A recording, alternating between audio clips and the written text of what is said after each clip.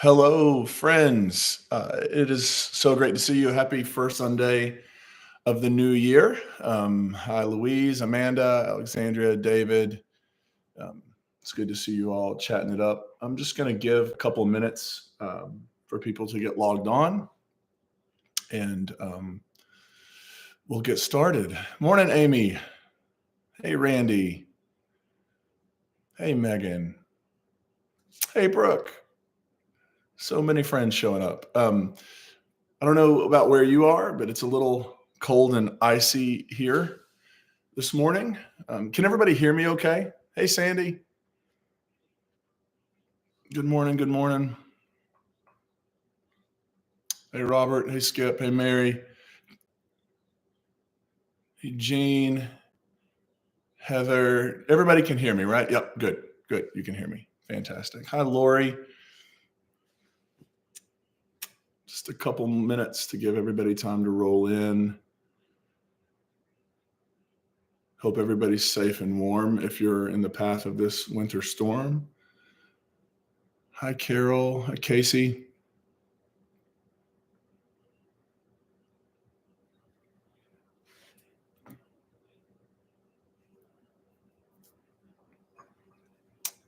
So good to see y'all. Thanks for, especially those of you who are in Nashville. Thanks for being willing to show up here and to pivot with us. Still not sure exactly what this storm's going to do, but we were just in a spot last night where we would rather make the decision to move online than to wake up this morning and there be an issue and people be trying to get out. So we wanted everybody to be safe and sound. Good morning, Liz. Good to see you. Let me just share a couple things by way of housekeeping before we jump into official sermon business here. I'm going to drop into the link, and I'm not even sure this is a link, actually. But we'll post it online because it's not working for me. But we have a day of service coming up on January 20th. As you know, that is two things are happening that day. One, it's the day we honor Dr. Martin Luther King Jr. and his life and legacy. And then also this year, it's a presidential inauguration. And there was a lot of this sort of restless energy about what we could do on this day to honor the true spirit of the day, and also to sort of have a little bit of an act of resistance against the inauguration. And so we're going to do a day of service. And if you got the newsletter, you should see a place to click and go fill out that form and let us know that you want to be a part of that. That way, we're trying to decide how many things we do, where we do them, and knowing that we have, a critical mass of people interested would be helpful. So if you could, in the newsletter, click that link and go sign up for that. We'd greatly appreciate it. Yes, Mary, I did see Bono got the medal yesterday. It was a Presidential Medal of Freedom, I think is what it was, but I could be wrong. And then I am going to try to put this in, just a reminder that the way we function and the way we do what we do at Grace Point is through your support and your generosity, both with your energy and your time and your creativity and financial resources. So if you'd like to give today, you can drop that. You can click that link right there. So let's just dive in. I'd been working on this sermon that I was going to give this morning, and the goal of the sermon was for it to be a little more interactive, and it was going to depend on some of your responses. And so I thought, we can still do that online. I can still jump on YouTube. You can jump in the chat, and we can still have sort of a back and forth. So let's just begin with where we are. We're the first Sunday, 5 days in to a brand new year. And I don't know about you, but for me, it seems like we were just sitting in January of 2024, wondering what 2024 would bring. And it brought a lot. And then it was over. And now we're at the beginning of a new year. And so a new year is sort of a time often when we take inventory and think about our lives. We think about the year and the years past, where we've been, what we've experienced, what we've learned, what we regretted, what we would do differently, all of that, to see where we are in the present. And then also to think about where we want to be at the end of this year, at the end of 5 years, at the end of life, like whatever, right? We sort of have this moment at the beginning of every year where we look back, we sort of stand in the present, and then we look toward the future. And one of the ways we do that is we share resolutions. So I wonder if right there in the chat, did anybody make a New Year's resolution that you would like to share? I know that lots of people, some people make them, other people find them, it's not really my thing. Anybody have a New Year's resolution you want to share in the chat? I'll give you just a second to share that if so.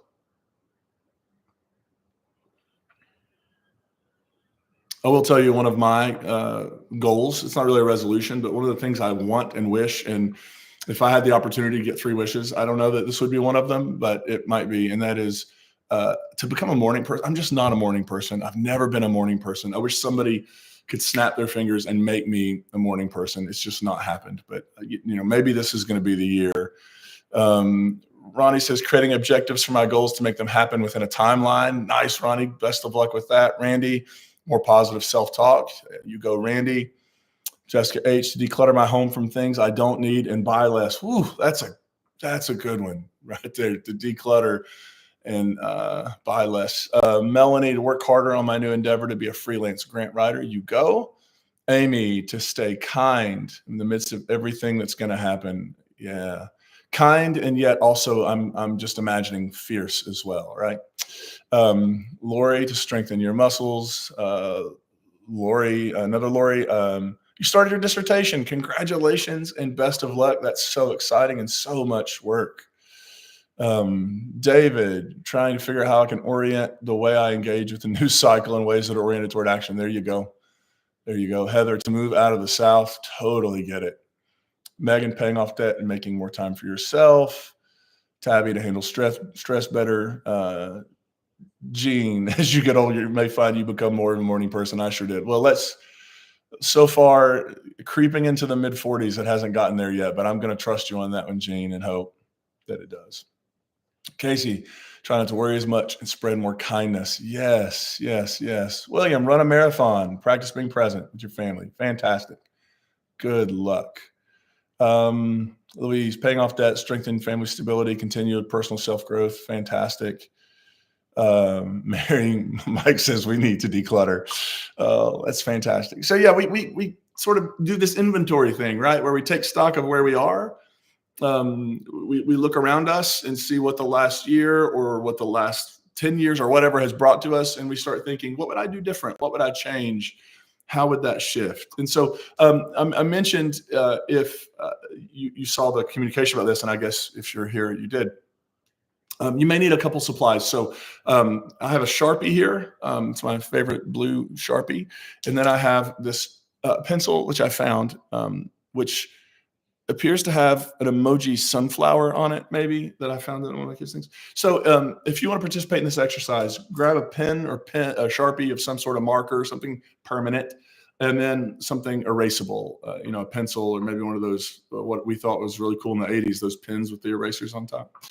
So grab that and something to write with, because I want to walk us through a brief exercise to just think about where we've been, not just in life, not just in our careers, but if you're here at Grace Point, my guess is that you have been part of some sort of faith shift, or you're right in the middle of it and you're just looking for a place where you can do that safely, where your questions are celebrated. And we're so glad you're here. If you're brand new to this whole conversation, we are thrilled you're here. You're in the right spot. But let's say if you're here, there's a chance you've been on a bit of a journey. And so here's what I'd like you to do.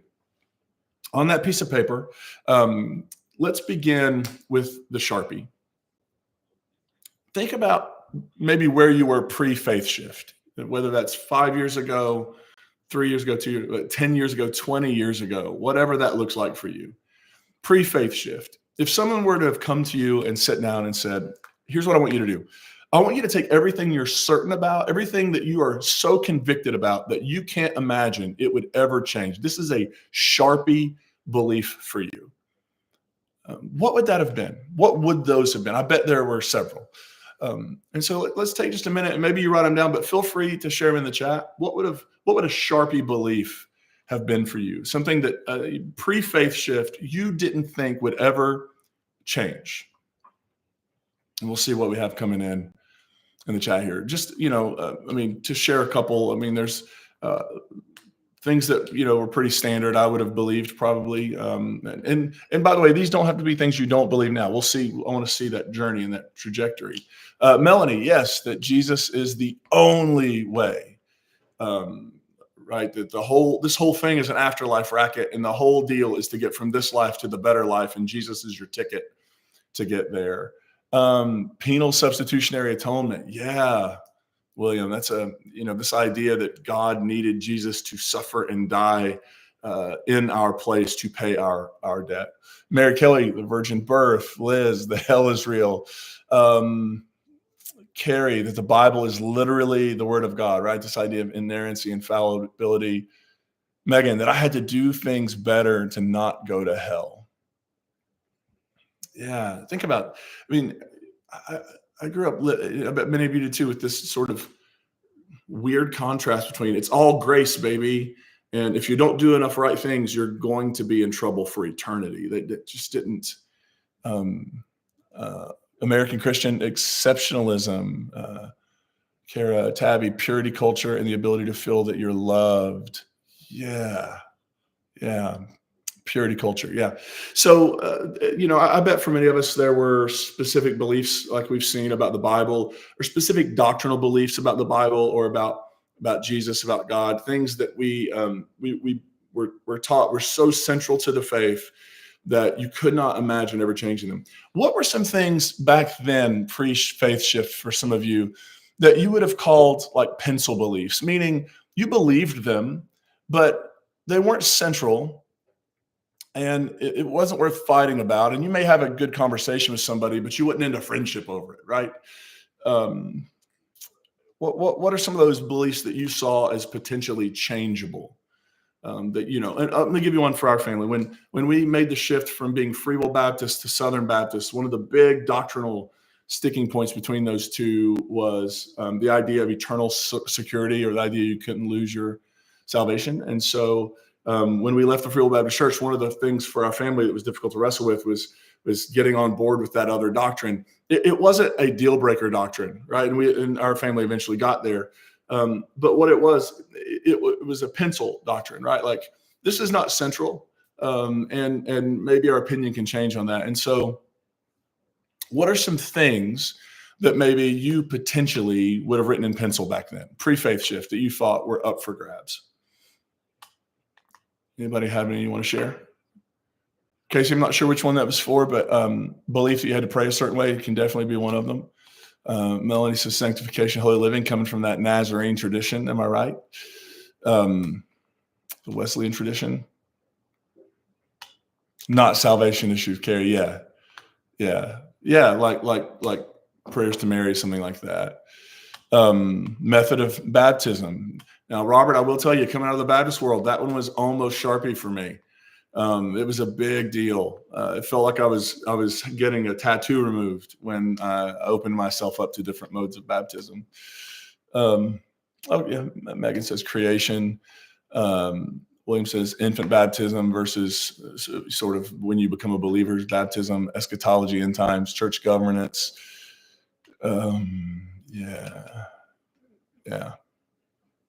Transubstantiation. Yeah, the idea that the bread and wine actually literally turn into the body and blood of Jesus. So, and what's interesting about these, Amanda, this is hard because in the Baptist tradition I was in, seemed like everything was a Sharpie issue. Yeah. And that's sort of when I first did this exercise about a decade ago. One of the things that was interesting for me is that when I looked back at the previous iteration of my faith, it was almost all Sharpie. There was no room for any gray. There was no room for any doubt. There was no room for any question. We sort of had it all figured out.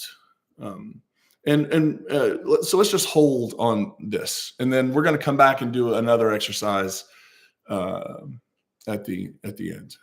With the similar exercise, we're going to do it with where we are now. But here's the thing: when we do this, let's just do it now. This may be interesting to do now. Think about where you are now. Look at the list you have in front of you. These are the things I would change. These are the things I wouldn't change. How has the list changed? Do you have more Sharpie or less Sharpie? Um, I bet for many of us, if we were to, like, honestly, one of the few things I could write down in Sharpie right now is that I am convicted in my bones that God is love. I really am convicted that that's the truest truth about God, and that because God is love, everything God will do will be done in love. So if I have a Sharpie belief, it's love.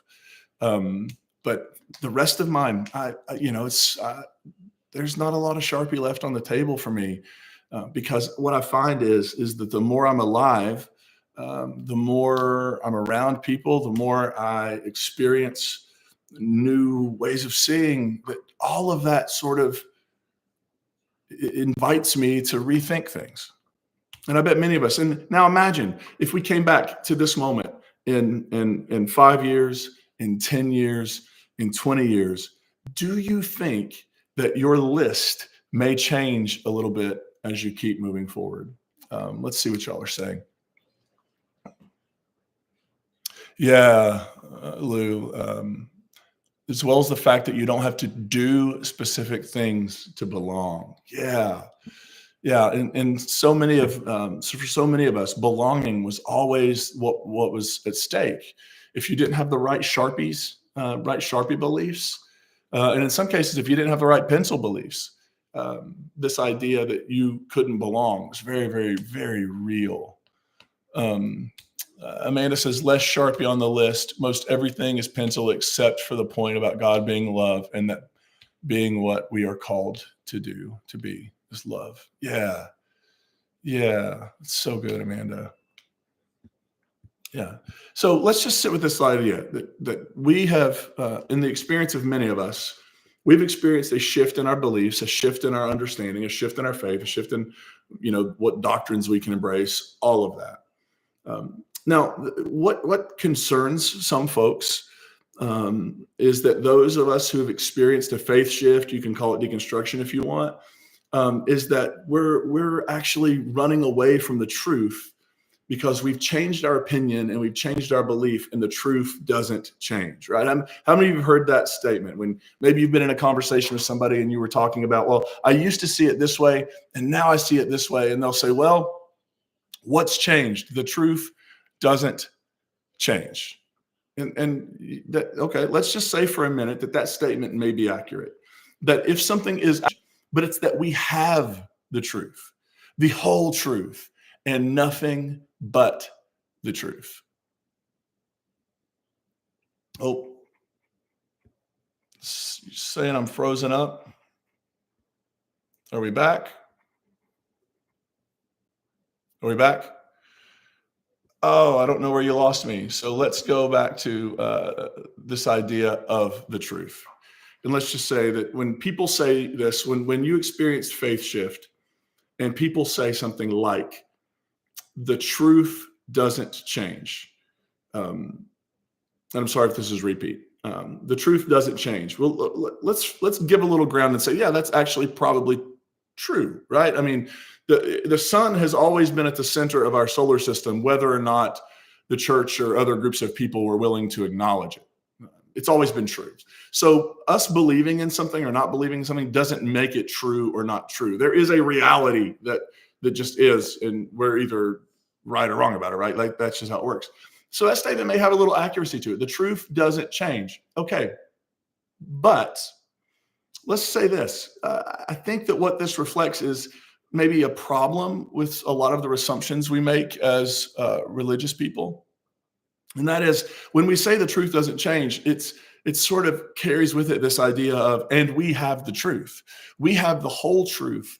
We have nothing but the truth. And that truth is objective, it's certain, it's sure.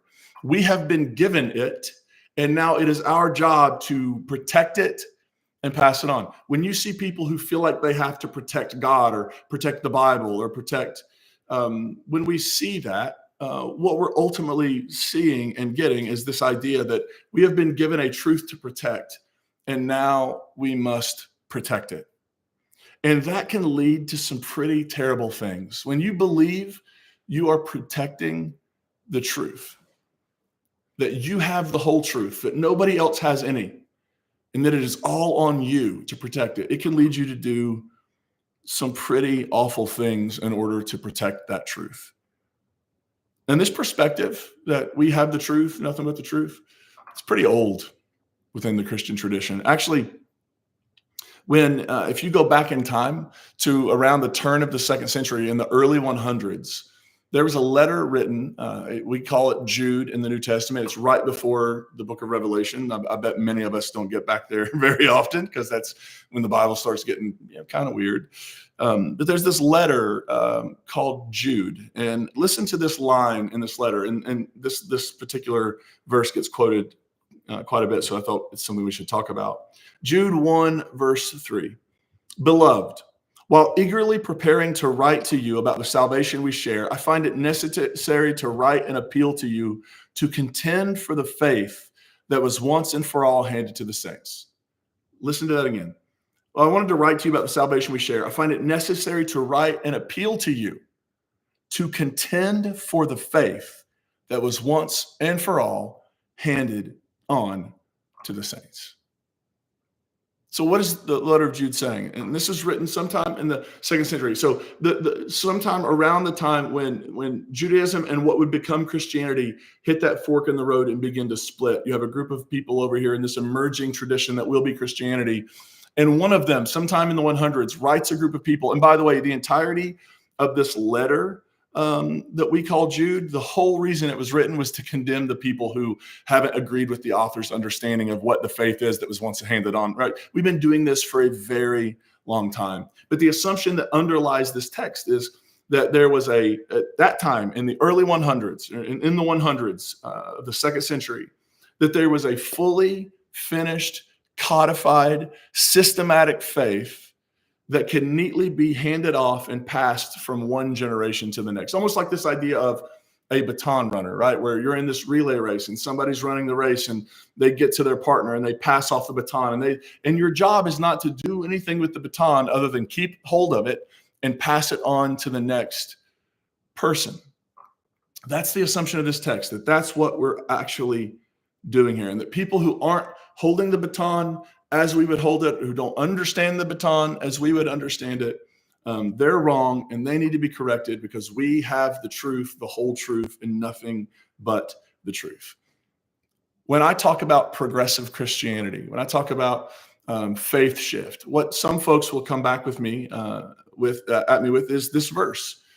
No, your job is to hand off the faith that was once handed on to the saint. Your job is to be a recipient and then a person who passes it off to the next person. It's not your job to ask questions about it, to rethink it, to reimagine it, to reframe it, to reclaim it. Your job is to just pass it on.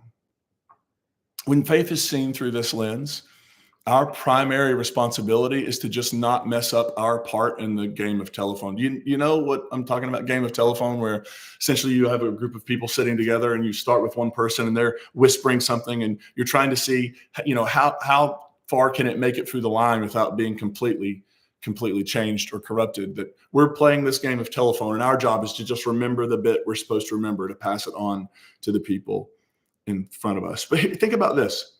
Whatever orthodoxy that this writer who wrote the book of Jude in the second century had in mind, whatever orthodoxy whatever that included, it didn't include things that had become central to the Christian faith because they hadn't been invented yet, because they hadn't been wrestled with, debated, voted on. Like that had not happened yet. We're talking 100s. You're talking Nicaea happens in the 300s. And there's this gap of time before what we would now today look at and say, well, this is what they mean by Orthodox Christianity. It didn't exist. So think about this.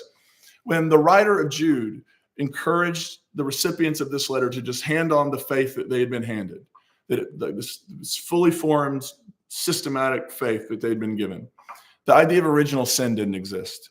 Neither did the Trinity. Neither did, to somebody's point earlier, the idea of substitutionary atonement, the idea that Jesus died in place of, that Jesus bore the wrath of God. That's not a doctrine when this particular letter was written. Now, you may think, well, that's all over the New Testament. Well, it's all over the New Testament because you've been taught to read the New Testament that way. That's how we've been taught to read the New Testament. But before that doctrine came up, nobody was reading the New Testament that way. The whole ideas of inerrancy and infallibility of the Bible, those doctrines didn't exist because the Bible, as we know it, did not exist. There were letters, even in the early 100s, like there were letters, like the pastoral epistles, Titus and First Timothy, Second Peter, maybe even the Gospel of Luke, according to some scholars. There are letters in the early 100s that still had not been written that now make up what we call the Bible. So this idea of inerrancy and infallibility could not have existed when this writer described whatever he thought was the fully final formed thing of faith that was to be passed on to generation, which means that while this writer might have condemned and rejected as an idea, this idea that truth is, that faith is an unfolding, inherently expansive experience, it seems like in practice, we all deep in our bones know that that's what faith ultimately is. It is an unfolding, inherently expansive experience. That no generation of Christians has really ever just inherited a thing and not done anything to it. If that had been the case, we would have had nothing in our history that, like the Reformation, like the Council of Nicaea, like any of the other church councils and schisms and experiences over. If we weren't debating meaning and ideas and new information, then we wouldn't be talking about anything. Like there wouldn't be 40,000 Christian denominations. But the truth is, even when we want to reject the idea, faith is an unfolding, inherently expansive experience, because faith will always put us up against the experiences of our lives that did not prepare us, that our faith has not given us expectations or answers for how to deal with. Right? I mean, you can make it really, really silly. When I was in high school, we always used to wear those WWJD bracelets. What would Jesus do? And sometimes we would ask the question like, what car would Jesus drive, and what wristwatch would Jesus? I mean, right? There are certain questions that that little exercise alone just sort of is like, oh yeah, the Bible isn't built to. That's not how this all works. It's not an answer book that's just telling us how we should live and show. But this experience of faith is something that in every generation we're being confronted with things to make decisions about, things to decide what is true here, what leads to human flourishing, what leads to good news in this situation. We're always being asked to rethink our faith. That's not, by the way, just some 21st century wishful thinking about faith. It's actually embedded in the very early Jesus traditions. Let me give you two examples. First, about a decade or so before the book of Jude was written, the Gospel of John was written. And in John 16, listen to these words that the writer places on the lips of Jesus to his disciples. Jesus is preparing them for his impending departure. He's going to leave them alone, but he's not going to abandon them. He's going to send the Spirit of truth, the Comforter, to come and guide them. Here's what he says. I still have many things to say to you, but you cannot bear them now. I still have many things to say to you, but you cannot bear them now. When the Spirit of truth comes, Spirit will guide you into all the truth, for they will not speak on their own, but will speak whatever they hear, and they will declare to you the things that are to come. Jesus says to the disciples, I got a lot to tell you, but you just couldn't handle it right now.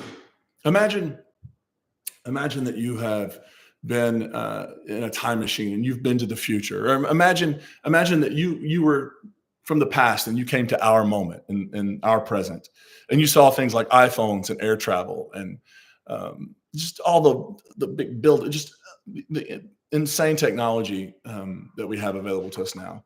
And that you were to go back in time and you were to sit down with your friends, maybe, back when you were a 10-year-old or so, and you're trying to describe to them an iPhone.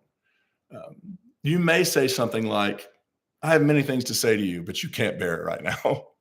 This is just too much. This is just too, like there aren't enough connections one to one for me to help make this make sense. So that's what Jesus says to them. Like, hey, there are things right now that just won't make sense to you because of your time, because of your location, because of your experience, because of all of that. There are a billion good reasons, but there are things that I want to tell you, but I don't think you can handle right now.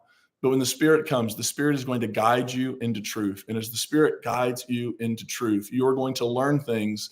You're going to discover things. You're going to be in on things that maybe right now would seem just completely bizarre to you. I imagine for some of those early Jesus followers, the idea of Gentile inclusion would have seemed really far out there in the 20s or 30s of the Common Era. But by the time you get to the end of the first century, we see that this movement has shifted and changed in interesting, sometimes problematic ways. But this idea that Jesus is saying, there's so much to tell you, but I can't tell you because you wouldn't get it. Yeah, I'm going to give you what you can handle and trust the Spirit over successive generations to continually unfold what the implications of this good news actually might be. And here's the second. And this comes from even earlier. This comes from the Gospel of Mark, written around the year 70, so 20 years before John. But many scholars think these are words that we can put back in some form on the lips of the historical Jesus. Like Jesus probably said something like this. And he's talking to some of his religious folks who are seeing the world differently than he is at the moment. And he's trying to describe why he's doing something a little bit different and new, something that seems different and new. Here's what he says. No one sews a piece of unshrunk cloth on an old cloak. Otherwise, the patch pulls away from it, the new from the old, and the tears made. Similarly, no one puts new wine into old wineskins. Otherwise, the wine will burst the skins, and the wine is lost, and so are the skins. But one puts new wine into fresh wineskins. Now, here's not what this is not what he's saying. He's not saying, look, I'm making a radical break with my faith. I'm no longer Jewish. I'm starting a new religion. That's not what he's saying. He's still talking about wineskins, friends. He's still talking about it's a similar container. It just needs some flexibility, right? Because as the chemical reaction happens that produces alcohol, it releases gas and expands. And so you need a wineskin that is expansive and can grow with it. And Jesus is essentially saying, as early as the 20s or 30s in the Common Era, he's saying something like, we need to continually be making new wineskins to hold new wine, because this process, the fermentation process, is always ongoing. The Spirit is always fermenting and fomenting something else. And so here's kind of, for me, it's led to this idea that the very DNA of Christian faith is progressive, meaning it is open to revision and reimagination. And that has been the case since day one. And that doesn't mean, by the way, that we have to dump out everything that came before just because it came before. Not too long ago, I happened to find, and I've lost it again, but I happened to find my very first video iPod that I got circa 2005. So like 20 years ago.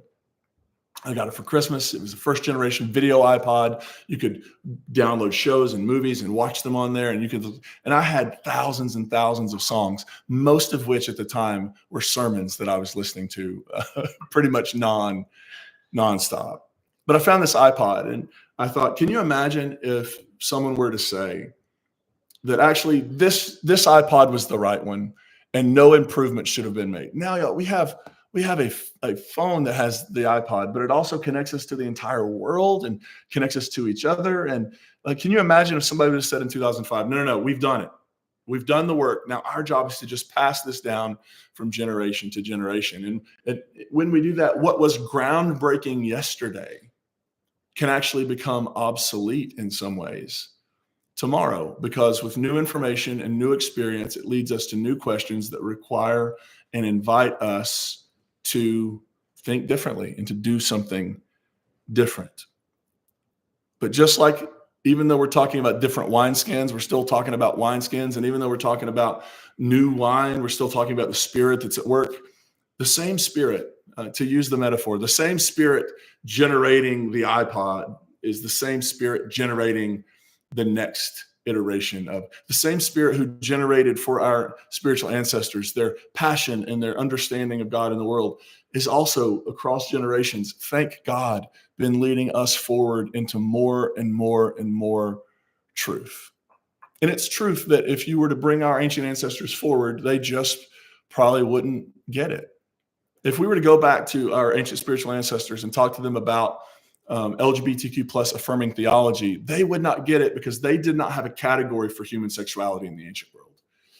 right? They just wouldn't have understood the conversation. If we were to go back and talk to them about, well, actually, we arrange our gatherings in this way, they just wouldn't have had a frame of reference. But we do. And it's been attributed to multiple people, but the quote goes, when you know better, you do better.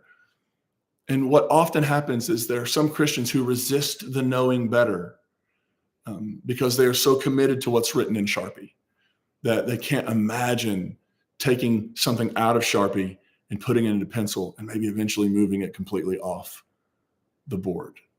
Because that's scary, because we've been taught that we have this faith that has been handed down to us from generation to generation to generation. And we receive it.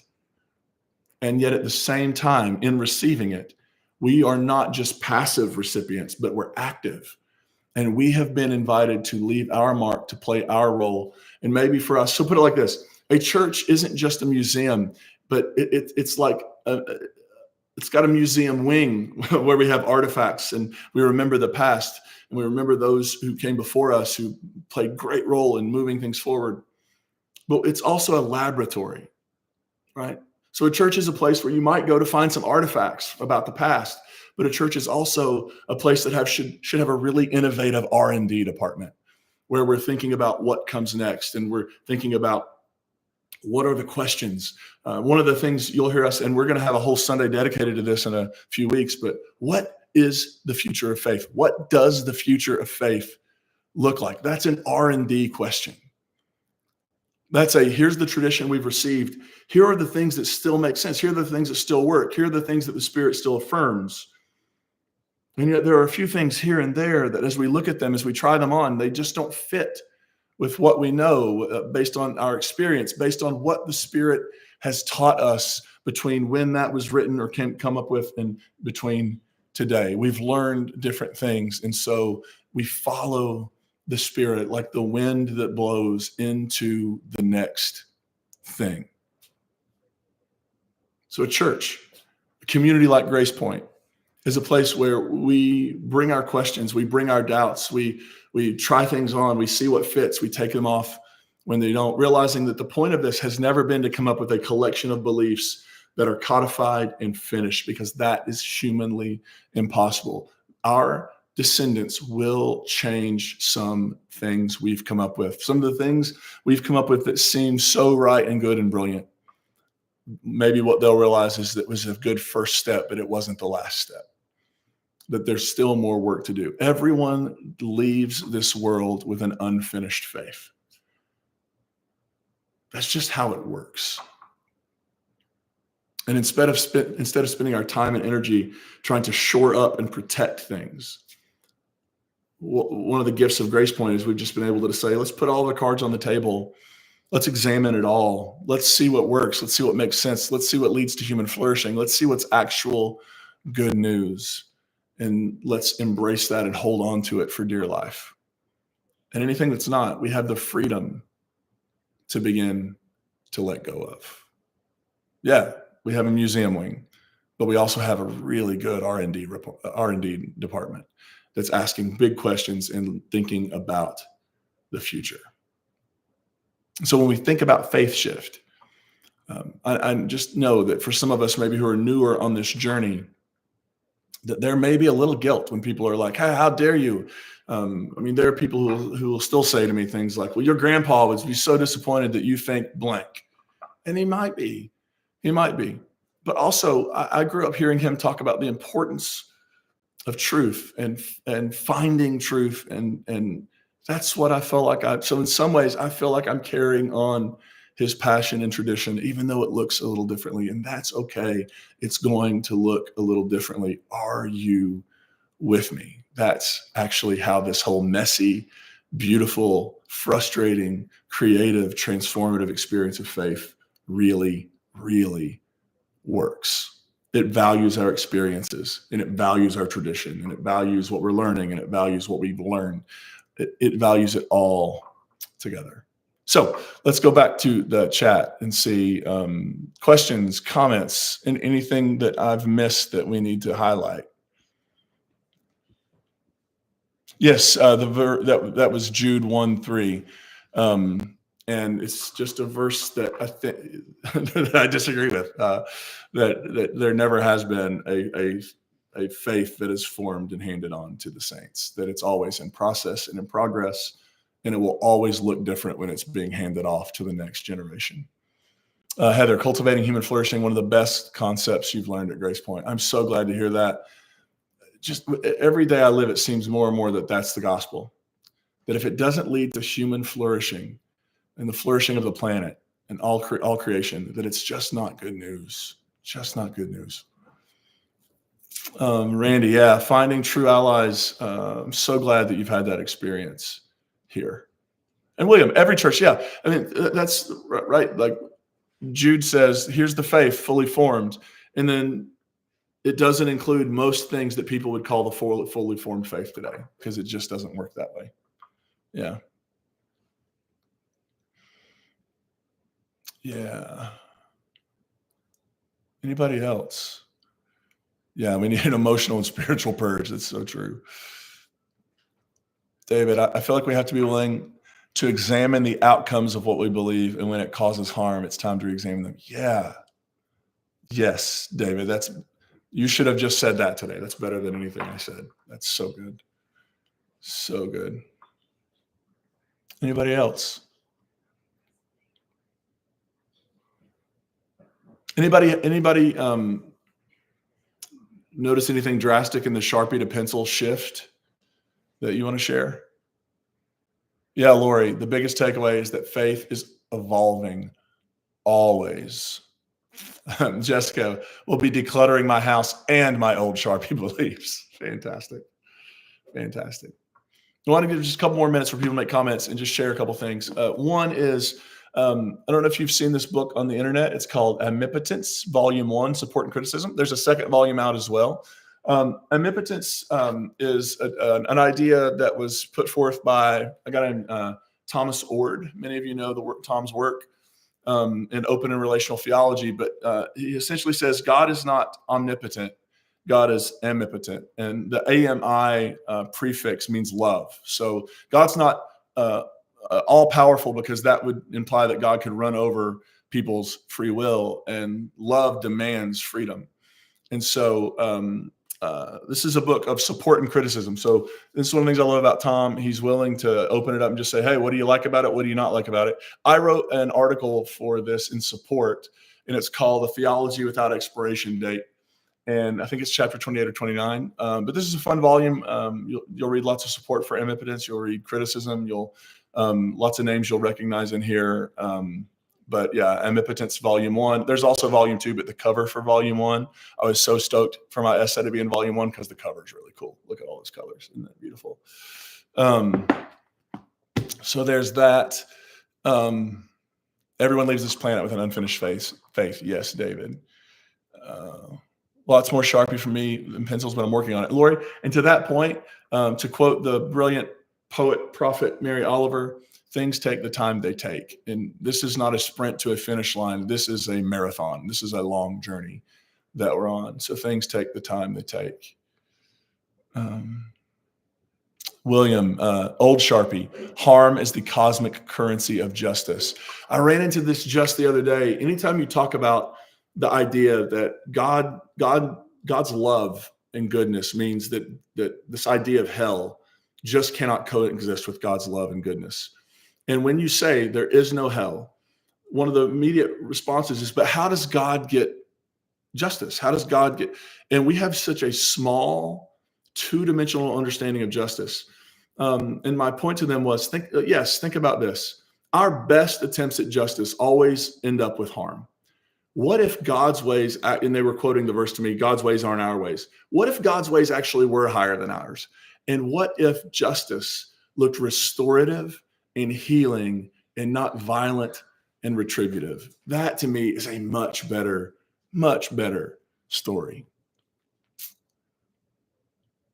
I think Amanda says, I think the change over from Sharpie to pencil has changed the focus from the future to the present. And I would actually, yes, I mean, I think that's beautiful. And I would argue that by shifting the focus from the future to the present, it also helps us prepare better for the future.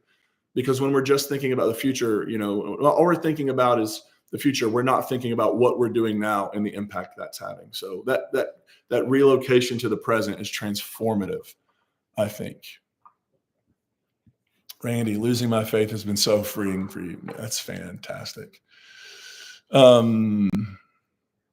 Yeah, it's amazing what you learn when you purge your life physically and emotionally. Dale, David put it in there. It's Omnipotence Volume 1. Yeah, it's a few comments up. Brooke, the older I get, the less I think I know, but lead with love, and I think we'll be okay. Yeah. The older I get, the less Sharpie beliefs I have about anything, but the more boldly I commit to love being in Sharpie. Yeah. God's restorative justice. Dale, I thought Sharpie versus blood. Yeah, that's taking it to a whole nother level, isn't it?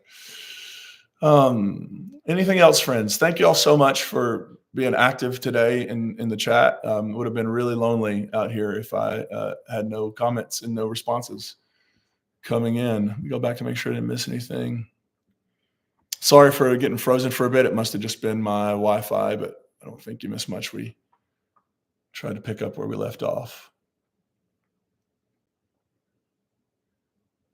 All right. Well, Grace Point, thank you so much for making the shift with us to being online only today. We're so looking forward to next week. Let me tell you about next week. Hopefully, before you jump off, let me tell you about next week.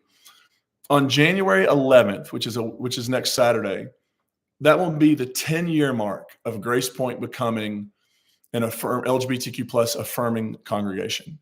10 years ago, on January 11th, 2015, our founding pastor, Stan Mitchell, gave the sermon that announced Grace Point was a community of full inclusion. Next Sunday is the 12th, a year and a day. And so next Sunday, we're going to have a celebration of 10 years as an affirming community. We're going to be joined by Stan, our founding pastor. We're going to watch a little clip of that sermon he gave where he made that announcement. And then he and I are going to have a conversation about Grace Point's journey, why it's so important. But what we always do is we look back, then we look to the present, and then we imagine the future. And so we'll be talking about that a little bit on Sunday as well as we think about what's next.